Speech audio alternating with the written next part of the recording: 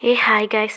இன்னைக்கு நம்ம மருதாணி பற்றி தான் பார்க்க போகிறோம். மகாலட்சுமி வாசம் செய்யும் மருதாணிக்கு யமதர்மன், சீதாதேவி, சனி பகவான், சுக்கிர பகவான் அப்படின்னு சொல்லி பல தேவர்கள் வரம் தந்திருக்காங்க.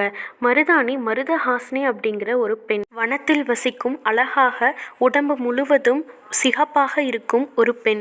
யமதர்மனோட ஒய்ஃப் ஐயோ சண்டை போட்டுட்டு இந்த வனத்துக்கு வந்திருக்காங்க.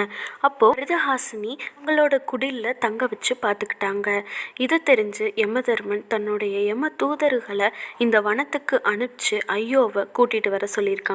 தூதர்களை பார்த்து பயந்த மருதஹாசினி அவங்கள உள்ள போகவே விடல. இதனாலதான் தெரிஞ்சுக்கிட்டு மருதஹாசினியை யம தூதர்கள் கொன்றிருக்காங்க.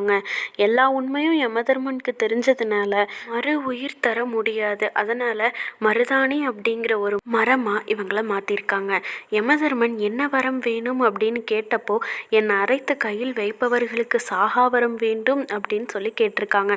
சாகாவரம் தர முடியாத காரணத்தினால் 6 நாள் சாகாவரம் தந்திருக்காங்க. அப்போலிருந்து இப்போ வரைக்கும் எந்த பொருளும் சேர்க்காம இலையும் தண்ணீரும் கொண்டு அரைச்சு வச்சா யமனோட பாசக்கயிற்றிலிருந்து 6 நாள் தப்பிக்கலாம்.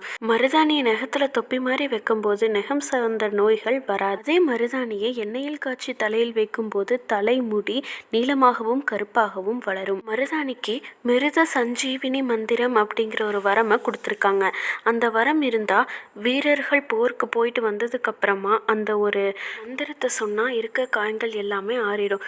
அந்த வரம் மருதாணி மரத்துக்கு இருந்ததுனால நம்ம மருதாணி அரைச்சி வைக்கும்போது ஏதோ ஒரு மந்திரம் சொன்னா அது அந்த வரத்துக்கு ஈக்குவல். இதனால தான் மேரேஜுக்கு முன்னாடி மெஹந்தி ஃபங்க்ஷன்னு சொல்லி வைக்கிறாங்க. நம்ம கெமிக்கல் மெஹந்தி யூஸ் பண்ணாமல் நேச்சுரல் மெஹந்தியவே நாம் இனிமேல் கையில் வைப்போம். எல்லாரும் வீட்டுக்கு முன்னாடி ஒரு மரம் நடுவோம்.